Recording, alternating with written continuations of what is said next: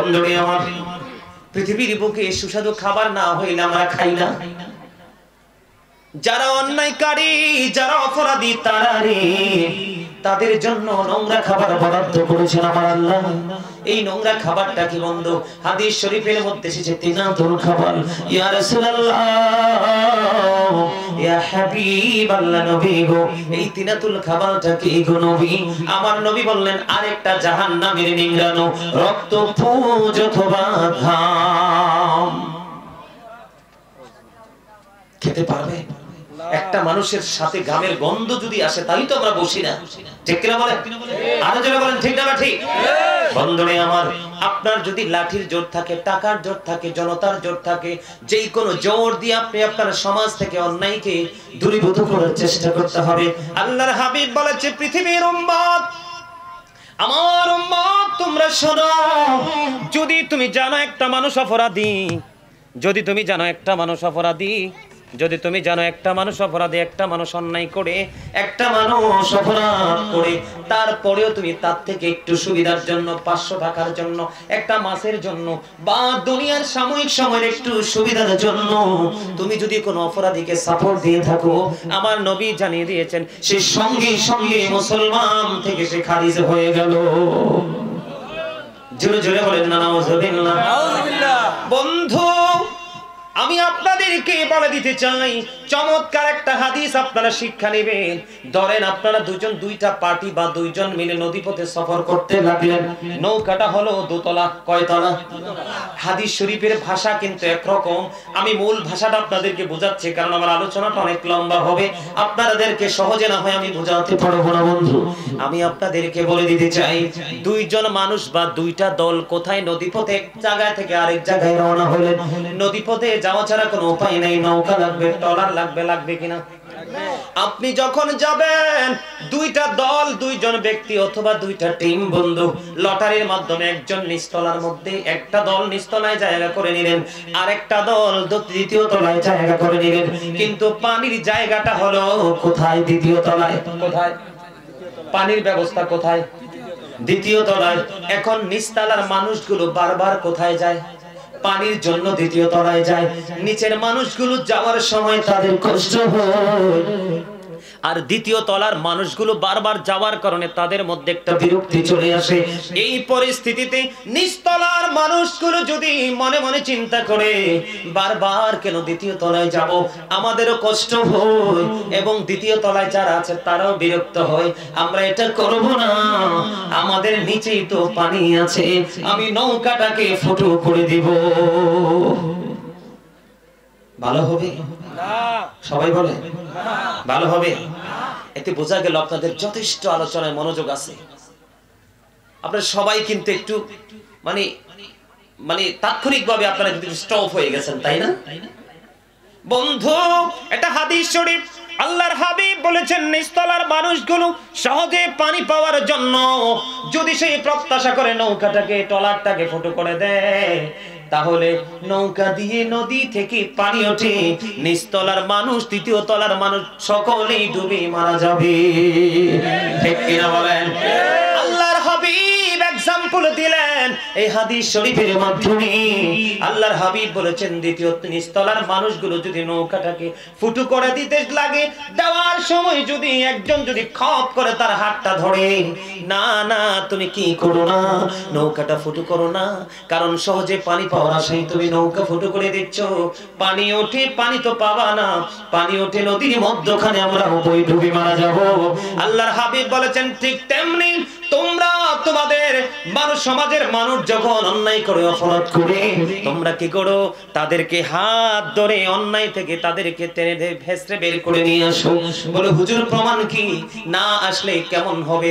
বন্ধুরে আমার, আল্লাহর হাবিব হাদিস শরীফের মধ্যে এসেছে, জিবরাইলকে পাঠালেন, যাও জিবরাইল, অমুক অমুক শহর তুমি ধ্বংস করে দাও। কি করে দাও? অমুক অমুক শহর তুমি ধ্বংস করে দাও। এবার জিবরাইল আলাইহিস সালাম আল্লাহর অর্ডার পেয়ে চলে গেলেন অমুক অমুক শহর ধ্বংস করার জন্য। ওখানে গিয়ে দেখলেন এমন একজন বুজুর্গ, আল্লাহ বলা লোক, আল্লাহ রাব্বুল আলামিনকে একটা ডাক দিয়ে বললেন, বনি, এখানে তো তোমার একজন প্রিয় লোক এখানে অবস্থান করতেছে গো মনি, আমি কি তাকে সহ ধ্বংস করে দিব? এবার আমার আল্লাহ একটা ডাক বললেন জিবরাইল তুমি তাকে ধ্বংস করে দাও, কারণ তার সামনে জীবনে মানুষ অনেক অন্যায় করেছে, অনেক অপরাধ করেছে, সে কোনোদিন প্রতিবাদ করে নাই। এই জন্য ওই জালেমদের সাথে তুমি তাকে সহ ধ্বংস করে দাও। জোরে জোরে বলেন না নাউজুবিল্লাহ। আপনার ক্ষমতা থাকার পরেও, আপনার পাওয়ার থাকার পরেও, আপনার সব ধরনের সক্ষমতা থাকার পরেও আপনার চোখের সামনে অন্যায় হচ্ছে, অপরাধ হচ্ছে, আপনি বারণ করতেছেন না। ওই জিবরাইল যেমনি করে আল্লাহর কাছে অর্ডার চাইলেন, আল্লাহ অর্ডার দিয়ে দিলেন, তেমনি ধ্বংস হয়ে যাবে ভালোর সাথে মন্দ। যেই ভালোর মধ্যে অন্যায়ের কোনো প্রতিবাদ থাকে না, ভালো কাজের কোনো সাপোর্ট থাকে না, এটা কখনোই ভালো মানুষ হতে পারে না। কথা কি বুঝেন নাই? কখনো কোন নামাজি আর বেনামাজির বন্ধুত্ব হবে না, কখনো কোন মুমিন একজন কোন বেঈমানের বন্ধুত্ব হবে না, কখনো কোন সত্যবাদী কখনো কোন মিথ্যাবাদীর সঙ্গে কোনো সম্পর্ক হবে না। ঠিক কিনা বলেন? কোনদিন হবে। প্রকৃত মুমিন চাইবে শুধু আল্লাহর খুশি, কারণ হুব্বা ফিল্লাহ ওয়াল বুগদা ফিল্লাহ, love for Allah and hate for Allah, ভালোবাসা আল্লাহর জন্য এবং ঘৃণা করাও আল্লাহর জন্য। ঠিক কিনা বলেন? আরো জোরে বলেন না। আমরা কি দুর্বল হয়ে পড়ছে? আমি কিন্তু আজকে অসুস্থ, কিন্তু আপনাদের কাছে এসে স্টেজে বসার পরে 100% সুস্থ আলহামদুলিল্লাহ। আমাকে যখন রিসিভ করছে আমার পাগলা ভাইটা কই দিতে, আমি বলছি ভাই তুই আমার রুমে কাউকে আসতে দিস না, প্রচন্ড মাথা ব্যথা, গাড়িতে উঠতে মাথা ব্যথার যন্ত্রণায় আমি অস্থির। আসার পরে আজকে কিন্তু আসছি আমি সবার আগে। আজকে আপনাদের মাহফিলে আমার দীর্ঘ 2002 থেকে আলোচনার মাঠে আজকের মতো এত তাড়াতাড়ি কোনোদিন কোনো মাহফিলে আসিনি। আলহামদুলিল্লাহ বলেন। আরো জোরে আলহামদুলিল্লাহ। কারণ আমার কাছে মনে হয়েছে তাদের ভালোবাসাটা অত্যন্ত চমৎকার। কারণ একজন বক্তাকে দুইবার মানুষ কখন ইনভাইট করে, যখন তার প্রতি অনেক বেশি ভালোবাসার এক্সপেক্ট কাজ করে, তাই না? আপনারা কি একটু জিকির করবেন সবাই? আমার আল্লাহ আল্লাহ আল্লাহ লা ইলাহা ইল্লাল্লাহ আল্লাহ আল্লাহ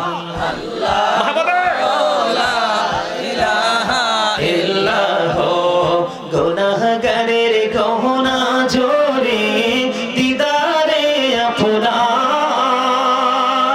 আইরে গুনাহগারের গহনা জোরে দিদারে আপনার, দয়া করে দিয়েন দেখা হাবিবি গো জাহান নবীজি আল্লাহ আল্লাহ আল্লাহ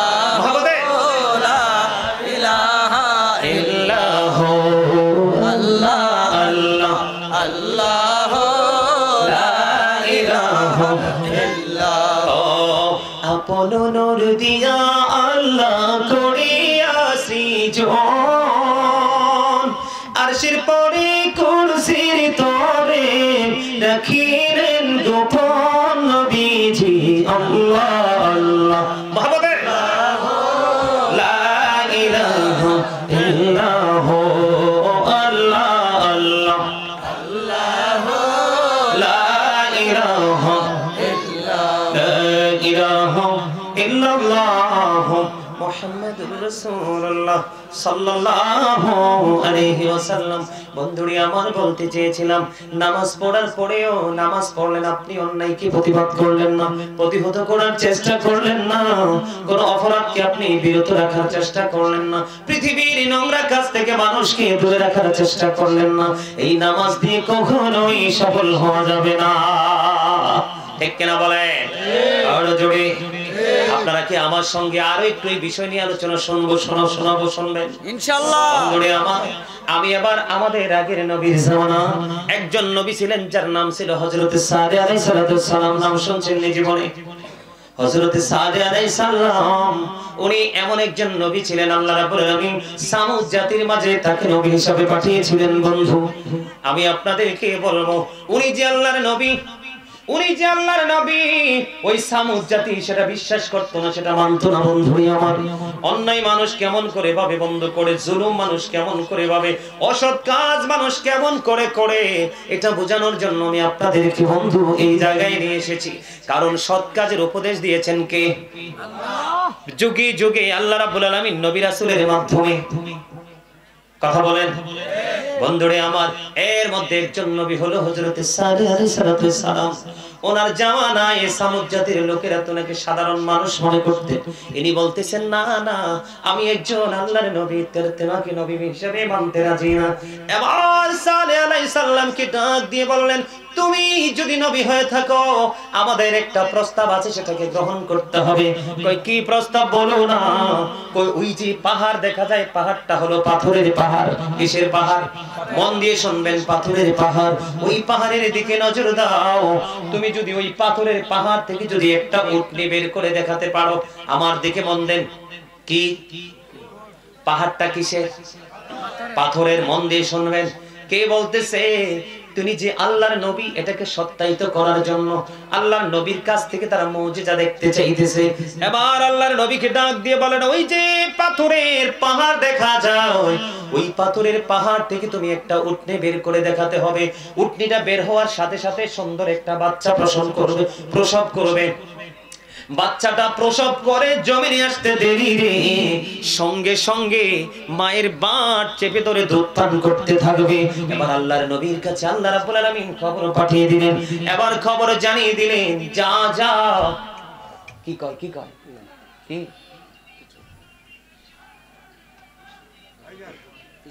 আসতেছে? আচ্ছা আচ্ছা আচ্ছা। বন্ধুরে আমার দিকে তাকান। এবার আমি কি বলতে চাই, উটনি পাহাড়, পাথরের পাহাড় থেকে বের হলো। আল্লাহ রাব্বুল আলামিন খবর পাঠিয়ে দিলেন, যাও যাও আমার নবীর কাছে খবরটা জানিয়ে দাও, আমার নবীর কাছে মেসেজ তুমি জানিয়ে দাও যে আমি আজ থেকে 4000 বছর আগে, কত বছর? 4000 বছর আগে ওই পাথরের পাহাড়ের মধ্যে, পাথরের মধ্যে আমি উটনি বানায়া রাখছি, উটনি সৃষ্টি করে রেখেছি, যেন এই উটনি বের করে আল্লাহর নবী সাল্লাল্লাহু আলাইহি সাল্লামের মুজিজা প্রকাশ করতে পারে। জোরে জোরে বলেন না সুবহানাল্লাহ। এবার আল্লাহর নবী তিনি বলে দিলেন, যাও আমি কথা দিলাম, আমি পাথরের পাহাড় থেকে উটনি বের করব। আল্লাহ রাব্বুল আলামিন আল্লাহ নবীর মুজিজা প্রকাশ করার জন্য, উনি যে নবী, উনি যে সত্য নবী, সঠিক সন্ধান দিতে এসেছে সেটা বোঝানোর জন্য আল্লাহর কুদরতে পাথরের পাহাড় থেকে উটনি বের হয়ে আসলো। উটনিটা বের হয়ে সঙ্গে সঙ্গে বাচ্চাটা প্রসব করলো। বাচ্চা প্রসব করার সঙ্গে সঙ্গে বন্ধু বাচ্চাটা দুধ পান শুরু করলো। এবার দুধ যখন পান করতে শুরু করলো, দেখতে দেখতে দেখতে দেখতে সময় চলে গেল। সময় যাইতে যাইতে যাইতে যাইতে বন্ধু এমন একটা পরিস্থিতি তৈরি হয়ে গেল, ওই সামুদ জাতির মানুষগুলো উটনি থেকে দুধ দহন করতে করতে, আপনারা জানেন দুধ দিয়ে ঘি হয়, মাখন হয় কি হয় না? দুধ দিয়ে মাখন হয়। তারা দুধ দিয়ে বিভিন্ন সুস্বাদু খাবার আমাদের দেশে তৈরি করে কিনা? ওই সামুদ জাতি তৎকালীন সময়ে দুধ দিয়ে বন্ধু খাবার তৈরি করতে করতে তারা অনেক বেশি বড় হয়ে গেল, পয়সার মালিক, অর্থের মালিক হয়ে গেল। জোরে জোরে বলুন না সুবহানাল্লাহ। উনি বসবে আসলে? না, উনি পাশে বসবে। তুমি বসবে তো নাকি চলে যাবে? বসবে? উনি বসবে সভাপতি। আমরা বয়স আলোচনা শুনি। ইয়া রাসূলুল্লাহ ইয়া হাবিবাল্লাহ ইয়া রাসূলুল্লাহ ইয়া হাবিবাল্লাহ, আমার মতের দান কালে আসিও নবী গো আমার শিয়রে, দেখিব আপনাকে নয়ন ভরে। ইয়া রাসূলুল্লাহ ইয়া হাবিবাল্লাহ ইয়া রাসূলুল্লাহ ইয়া হাবিবাল্লাহ, আসসালাতু ওয়াসসালামু আলাইকা ইয়া রাসূলুল্লাহ। সভাপতি সাহেবের আগমন, শুভেচ্ছার স্বাগতম। সভাপতি সাহেবের আগমন, সৈয়দ জুবায়ের কামাল চিশতি সাহেবের আগমন, শুভেচ্ছার স্বাগতম। বানেশ্বরের পক্ষ থেকে লাল গোলাপ শুভেচ্ছা, বানেশ্বরের পক্ষ থেকে লাল গোলাপ শুভেচ্ছা। সম্মানিত উপস্থিতি, আমাদের আজকের সভাপতি সাহেব যে আহমদে রাসূল সৈয়দ জুবায়ের কামাল চিশতি সাহেব আমাদের মঞ্চে উপবিষ্ট হয়েছেন। উপস্থিত হয়ে আমাদের মাহফিলকে সফল এবং সার্থক মণ্ডিত করেছেন। এই জন্য আমাদের আমাদের বানেশ্বরের পক্ষ থেকে এতেম জামিয়ার পক্ষ থেকে ওনাকে স্বাগতম জানাচ্ছি। সকলে বলুন মারহাবা, আরো জোরে মারহাবা। আজকের মাহফিলের সভাপতি সাহেব আমাদের মাঝে এসে উপস্থিত হয়েছেন, তার মানে আজকে পুরো পরিবেশটাই সম্পূর্ণ পরিপূর্ণ, ঠিক কিনা বলেন? সম্মানিত উপস্থিতি, আমি যতটুকু জেনেছি উনি মোনাজাত পর্যন্ত থাকবে। আমি একটুখানি মানে একটু সময় দিতে হবে, সেই সময়ের মধ্যে আমি আলোচনাটা বোঝাতে পারবো। আপনারা থাকবেন তো ইনশাআল্লাহ? আলোচনা বলেন। আমার আলোচনা ছিল বন্ধু কোথায়, একটু মনোযোগ। আল্লাহর নবী যে নবী, ওনাকে সত্যায়িত করার জন্য কে পাঠালেন? পাথর থেকে উটনি পাঠালেন। উটনি বাচ্চা প্রসব করলো, এটা মায়ের বাট চেপে ধরে দুধ পান করতে লাগলো। কিন্তু সবচেয়ে বড় রহস্যজনক খবর হলো সামুদ জাতির জন্য একটা কূপ ছিল। এই কূপ থেকে সামুদ জাতি পানি উঠে উঠে তাদের চাহিদা পূরণ করত। একটা সময় দেখা গেল বন্ধু, যখনই উটনি প্রকাশিত হলো, আল্লাহ রাব্বুল আলামিন আল্লাহর হাবিব সাল্লাল্লাহু আলাইহি সাল্লাম কি জানিয়ে দিলেন যে নবী গো, আপনি জানিয়ে দেন যেদিন উটনিটা কূপ থেকে পানি পান করবে, মন দিয়ে শুনেন, কোন দিন? যেদিন কূপ থেকে উটনিটা পানি পান করবে, সেদিন সামুদ জাতির কেউ কূপের কিনারায় যেতে পারবে না। কোথায় যাবে তারা? আল্লাহ নবী জানিয়ে দিলেন যে যেদিন উটনিটা কূপের পানি পান করবে, সেদিন তোমরা কূপের কিনারায় যেও না।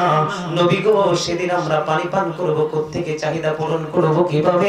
এখন আল্লাহ রাব্বুল আলামিন জানিয়ে দিলেন সেই দিন তোমরা যত ইচ্ছা, যত খুশি তত তোমরা কি করবা? উটনি থেকে দুধ দহন করবা। জোরে জোরে বলুন না সুবহানাল্লাহ। বুঝেন নাই ওয়াজটা? বুঝেন নাই? বুঝেছি। একটু মন দিয়ে শুনতে হবে, মনোযোগ না থাকলে কিন্তু কোনো লাভ হবে না। কারণ প্রত্যেকটা পার্সন ডাবল পার্সন। এই যে বডি, মাথা থেকে পা পর্যন্ত, এটার কিন্তু কোনো ভ্যালু নাই। এটাকে আল্লাহ কোরআনের ভাষায় কখনো বলেছেন ইয়া আইয়ুহান নাস, আবার কখনো বলেছেন ইয়া আইয়ুহাল ইনসান। ইংলিশ এটাকে কখনো বলা হয় ম্যান, আবার কখনো বলা হয় পার্সন। আমরা বাংলা ভাষায় বলি মানুষ। এই মানুষটাকে যেই মানুষটা পরিচালনা করছে, এই মানুষটা থাকে ভিতরে। কোথায়? খাঁচার ভিতর। ওই মানুষটার নাম আল্লাহ কোরআনে রেখেছেন রূহ। ইংলিশ এটাকে বলা হয় সোল, বাংলাতে বলা হয় আত্মা। সে the soul is the order of my Lord. First tense, present tense, future tense, অতীত, বর্তমান, ভবিষ্যৎ। যেদিন আপনার দেহ থেকে পাখিটা চলে যাবে, সেদিন কিন্তু ইউ আর ডেড। আমি, আপনি, আমরা সবাই কি মৃত। তাহলে মানুষের আসল সত্তা কি তার দেহ নাকি তার আত্মা? আত্মা। কথা বলেন কোনটা? আত্মা। আত্মা আছে, আপনি আছেন। আত্মা নাই, আপনি আমি নাই। তাহলে এই জন্য শুধু দেহ থাকলে চলবে না, মনটাকেও রাখতে হবে। কারণ আপনারা যখন মনোযোগ থাকবে, সুবহানাল্লাহ আলহামদুলিল্লাহ বলবেন, তখন কিন্তু আমি আলোচনাটা সুন্দর করে বোঝাতে পারবো।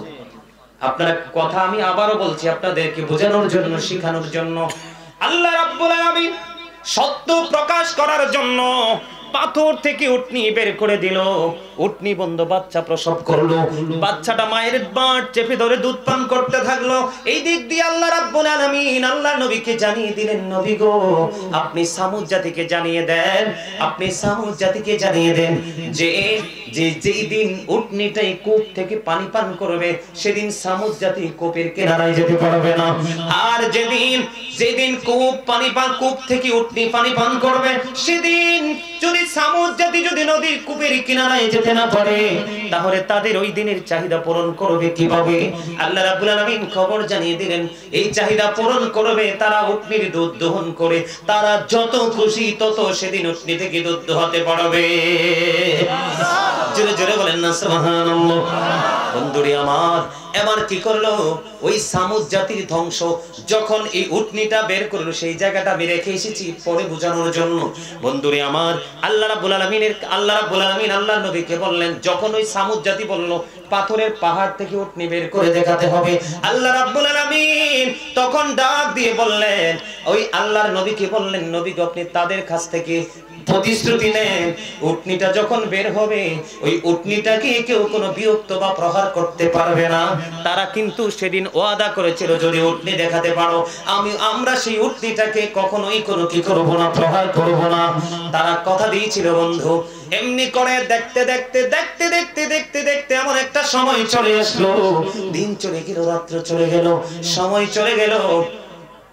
একদিন হযরতে আল্লাহর নবী সাল্লাল্লাহু আলাইহি ওয়াসাল্লাম তিনি ডেকে ডেকে বললেন, এই মাসের মধ্যে 9-10টা মহিলার করে 10টা সন্তান প্রসব করবে। কয়টা? 10টা সন্তান প্রসব করবে। এই 10টা সন্তানের মধ্যে একটা সন্তানের কারণে তোমরা গোটা সামুদ জাতি ধ্বংস হয়ে যাবা। বন্ধুরে আমার, আল্লাহর নবীর এই কঠিন বার্তা শুনে সবগুলো মানুষ পাগল হয়ে গেল, আশ্চর্য হয়ে গেল, চিন্তায় পড়ে গেল। দেখতে দেখতে আল্লাহর নবীর কথা অনুযায়ী 10টা সন্তানই প্রসব করলো। 9টা সন্তানকে তাদের মা গলা টিপে হত্যা করলো।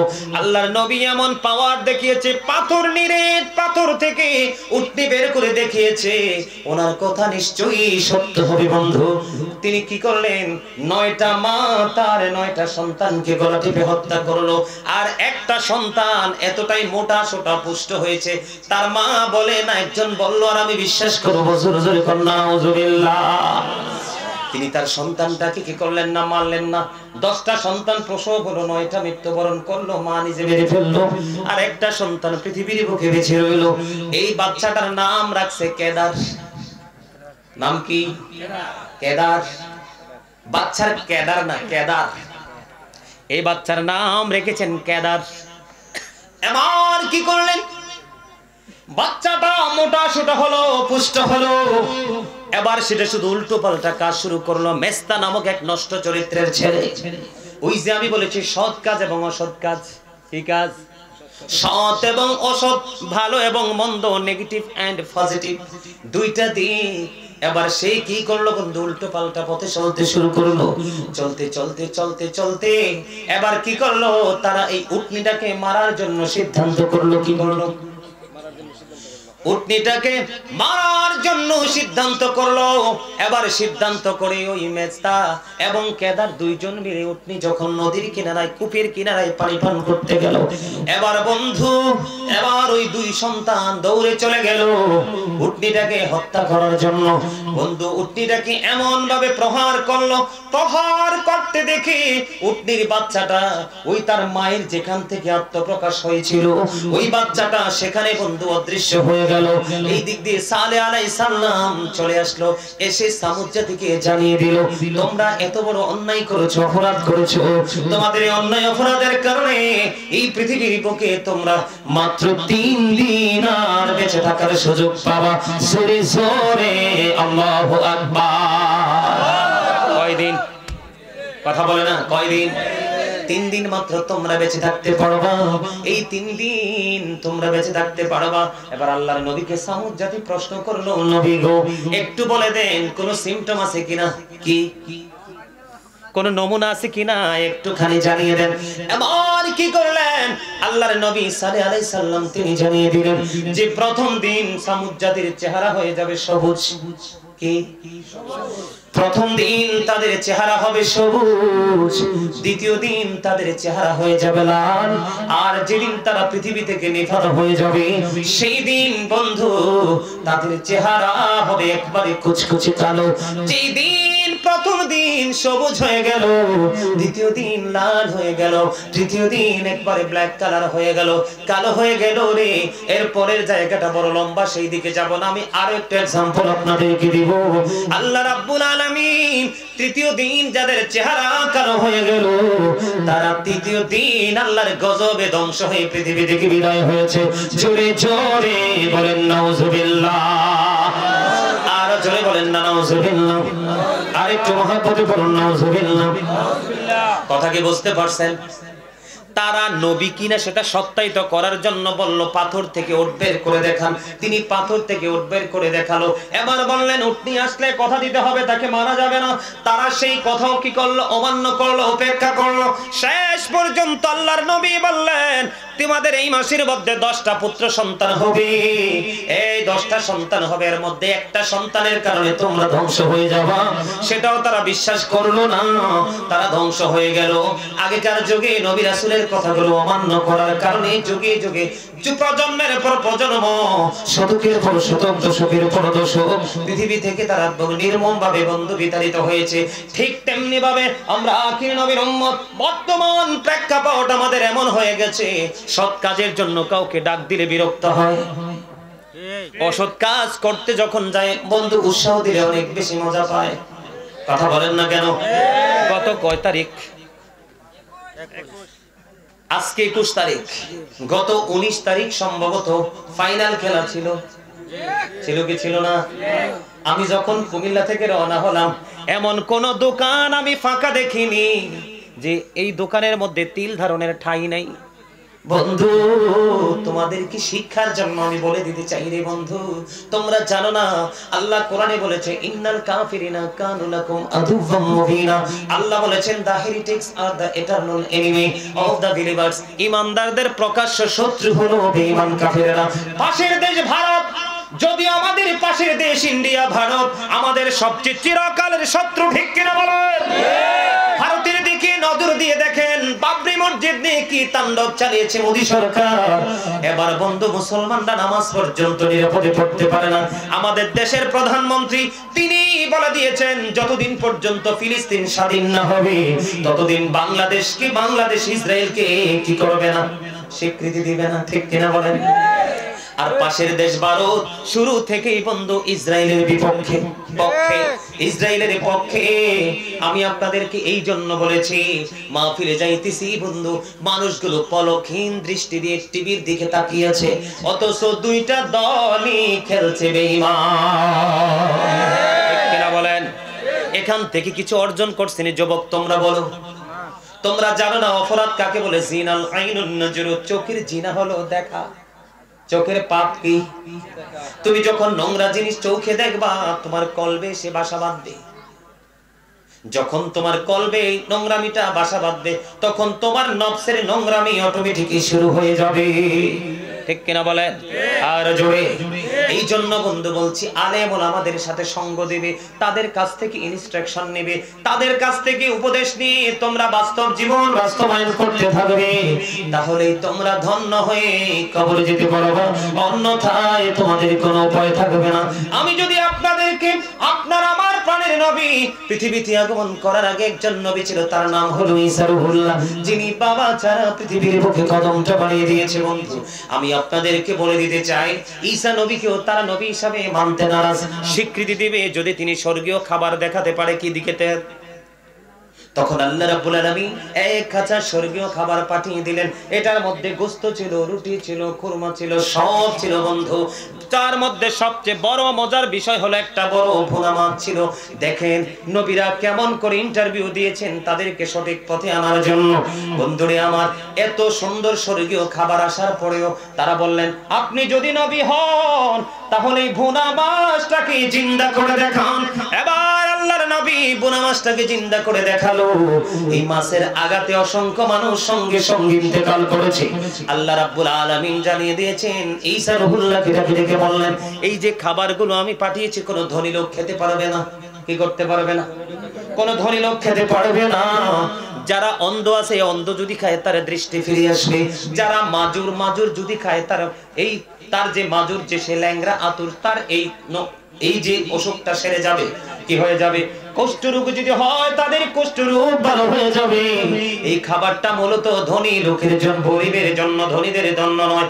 বন্ধুরে আমার, আল্লাহর নবী ঈসা রূহুল্লাহর কথা অমান্য করে ওই খাবারটা 400 জন লোক জোর করে খেয়েছিল। কতজন? কথা বলেন কতজন? 400 জন লোক জোর করে খেয়ে